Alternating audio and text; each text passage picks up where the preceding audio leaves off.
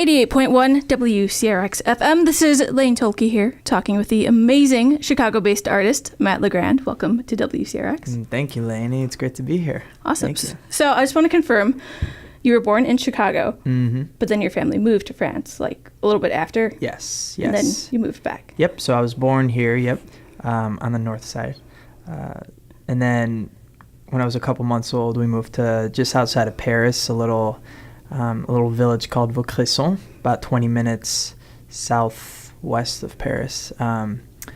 And yeah, I lived there for 6 years. My world was very small, but we'd come back to Chicago for Christmas, summer vacation. My mom's family is all from here. And Chicago was just like an enormous place. I mean, just growing up where I had my community, I had my bakery right across the street and my school right next to it. I mean, that was my world, just those three little things. And then coming here was just scary. So at 6 years old, I moved back here and grew up mainly in Lincoln Park. Okay. I am a Chicago native. Yeah. It's just there have been a few places where it's like French born, and I'm like, I want to make sure. Yep. So French is your first language because you... French is my first language, yep. I had to, I went to like a bilingual school here, the Lycée Français, which they taught me English, and then about 2 years of doing that, and then I fully went into the American school system. Okay. Yeah, so I learned English pretty quick, but I mean, when I moved here, my brother's 3 years older, so I had to whisper everything into his ear, and he'd have to translate, Till this day, I don't know if he actually translated it correctly, but... Is there anything that you look back on and think, that one seems like that's not what you told me? Yeah. No, well, he did do a lot of pranks on me. He wasn't the nicest sibling. He's a little nicer now, though. So did you end up taking French in high school just for maybe the easy A? I did, but my French teacher didn't realize I actually spoke French about my sophomore year. Didn't realize I actually spoke French. So, which I was really quiet in high school. I still kind of am. I'm just kind of shy. So same here. So no one really figured out that I spoke it, But yes, I did take it. But mainly because I wanted to get my writing and reading skills better because, even though I can speak it, I still struggle with it a lot because I only learned up to 6 years old, so. Yeah. Yeah. So, 12, OOAM, which you worked on with Elvis William, Black Elvis. What was your process for writing the song? Yeah. It was a great process. I mean, working with Black Elvis was such a treat, like being able to I'm a big observer, so being able to observe his process and his team that surrounds him was my favorite part.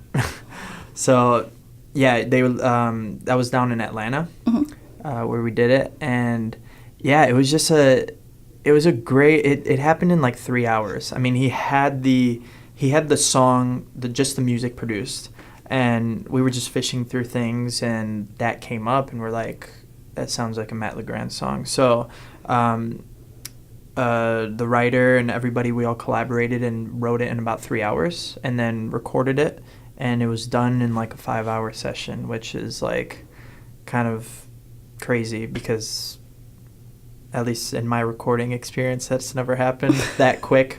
But yeah, no, it was a great process, and it's a great little story, and I'm really happy I get to be able to bring it to life and tell it. Yeah. And I heard it's kind of based off of a concept of like if you only had 1 hour a day to be with the person you love. So keeping it clean, because this will be on air, what would you do in that 1 hour? Oof, what would I do? Well, yeah, set aside all the dirty stuff. No, I would do... I'd watch 2 episodes. Wait, maybe I could fit in 3. No, 2 of The Office. Nice. That's what I'd do. Which episodes? Because I only have 1 hour. Oh, what episodes? episode. I would do the Moroccan Christmas one. Oh, I love that one. Yep, when Meredith sets her hair on fire. Yep. And then I would do the finale. Oh, heart-wrenching finale. Yeah, I haven't cried as much as I've never cried that much. I know. That's the best. There is a video going around recently that was like 1 second of every episode of The Office, and when it got to the end, the last episode, it was when Michael showed up. So that's what she said, and I'm like tearing up as I'm watching the video. And I'm like, there's Michael. That Goodbye Michael episode is so tear-jerking as well. So you just released the 12:00 a.m. video on Friday, which I absolutely love. And I've watched it several times, and the song's been stuck in my head literally all morning. Thank you. Was there anything different or new about that process of making that video compared to your past songs, such as Spring Break Girl or All Good? Yeah, definitely. Well, first of all, it was all kind of shot indoors, so that was definitely different. All Good was all on the beach, outside, sun, so this one kind of had more of a, it's midnight, so it had a night feel, and we were kind of, we filmed a lot in a studio and then in a club as well. And I would say the biggest thing was like the choreography, and the choreographer that we were working with, she was fantastic. Like, I'd never worked with that good of talent before, and she really helped me show and bring out my whatever I needed to do for the video. So it was definitely a unique process, and one that challenged me and took me out into different areas, and trying on different styles of clothing that I would never do, but just going along with it, along with it and being open to the experience. And that was the main difference. Yeah. It looked like a lot of fun. Are you a fan of Panic at the Disco? I do like Panic at the Disco. Because just like the outfit and part of that video, I'm like, that kind of reminds me of Brendan Urie. Oh, yeah. Sweet. And the fantastic dance moves. I was like, this is fantastic. Yeah, I was, I grew up with, you and me both probably, we grew up with, Fall Out Boy, Panic at the Disco, all that, yeah. Yeah, definitely. Yeah, I'm a big fan. Yeah. So we are coming up to the end of 2018. Where are you in the process of your debut EP? We are almost done. We're looking at end of October. Okay. We're very excited. It's going to be really like what I see it being is kind of an album based on diversity and stepping into the unknown, because that's exactly what I had to do with this whole album. It's got pop, it's got acoustic, it's got urban. It meshes everything together and meshes all my talents together, and it's got a lot of new and upcoming millennials producers and also experienced veterans. So it's got a great variety of things, and I'm very excited for people to hear it. And It's my first album. Yeah, this is really exciting. Are you gonna take it on tour? Oh yeah.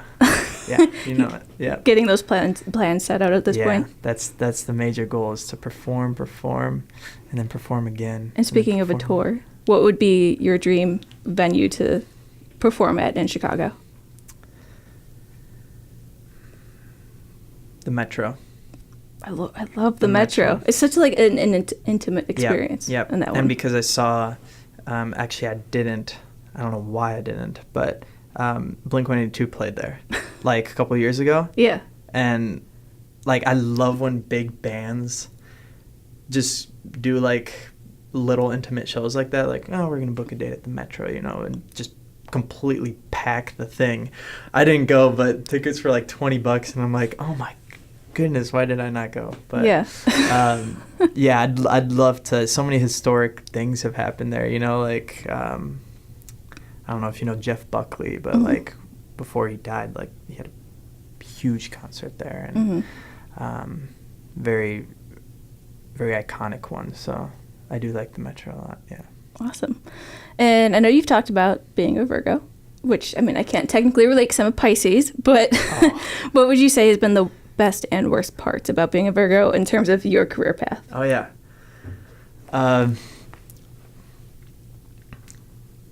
Worst part is perfectionist. Definitely perfectionist. It's good and bad, but for me, it's worse. It's worse for me. I mean, when it comes to me creating something, the best part of that creation is before it's even put on paper. It's just an idea floating around in your head. It's still growing. You walk around and you're just like grabbing a couple things here and there and still growing this idea, whatever that vision is. And that is the best part. The scariest part is, the day when the day comes that you got to put it on something, you got to manifest it somewhere.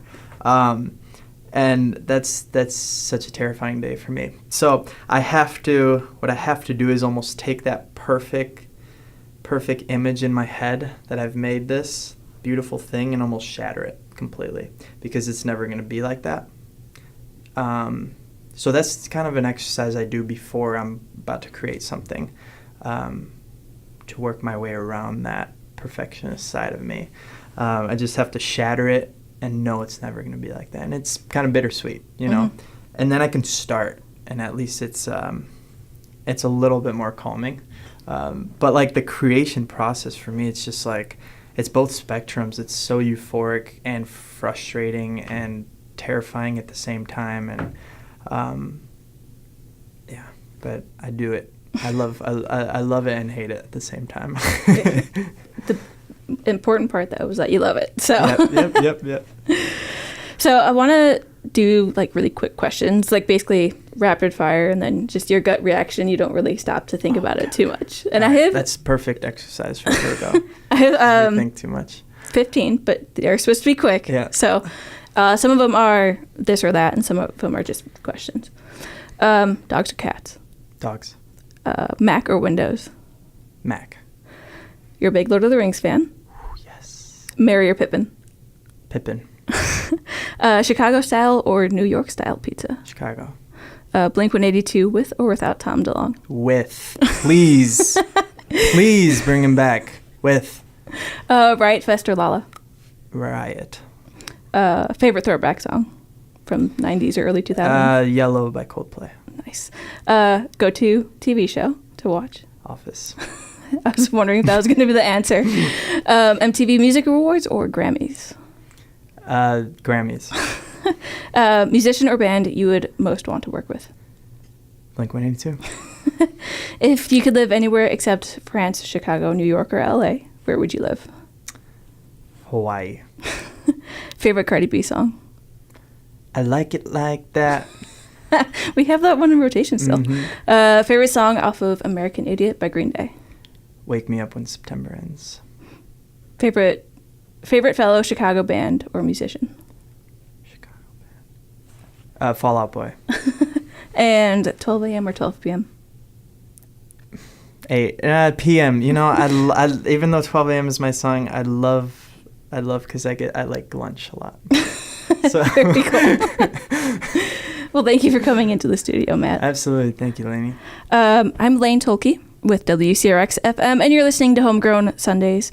Here's Matt's latest single, 12:00 a.m. Woo!